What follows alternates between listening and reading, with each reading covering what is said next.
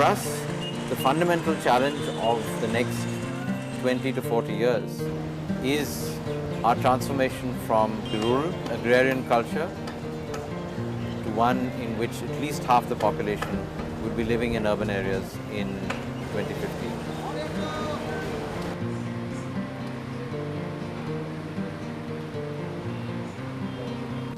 This is a phenomenal transition, something that we have no cultural, economic or social memory of, and it won't be easy.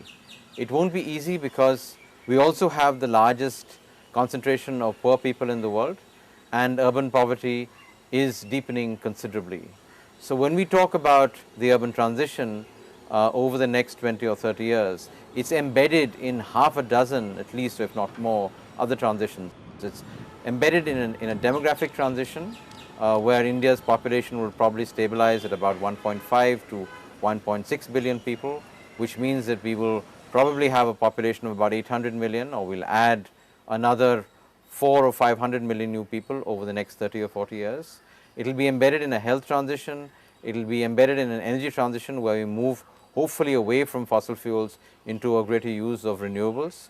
It will also be embedded in a transition where we move from a culture in which a large number of people were not educated to one in which school education at least is universalized, and we have the largest population along with China and the United States of about 100 million people who've actually gone to universities.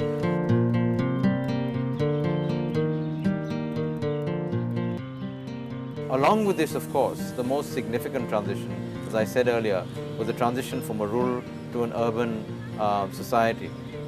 In that, to get a sense of the scale of changes, in 1951, we had less than 5 cities with a population of more than 1 million. At the current point of time, we have 6 cities that are approaching the mega city status of about 10 million people in them. 42 or 43% of India's economic output comes from the top 100 cities. The rest, that is about 7,900 other urban centers, produce about 20% of our economic output. So currently, over 60% of India's economy, which has been growing at anywhere between 6 and 9% per year, is really coming from urban areas. So this is a century, the 21st century, in which the largest economic powers are actually going to, and that is China and India, the largest economic powers that we'll see by the mid or late century, are going to be relatively low in per capita income. So this is going to be a century that's going to be defined significantly by Asia and later by Africa as the center of the world economy and polity shifts from Europe and North America, but it will also be defined by nations in which the per capita incomes are significantly lower, maybe a fifth, sometimes a tenth of the richer economies.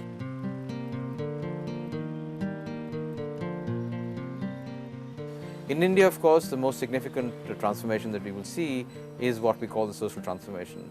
The entry of women, of backward classes, and people who've been historically discriminated against into the mainstream because they are very much the largest population groups in this country. They've been historically discriminated against, and we hope that the cities and the institutions that we're building here provide them the opportunity to actually release the full potential of this region, and that is what will enable our economic growth to be both more equitous, inclusive, and enable everybody to participate in this process.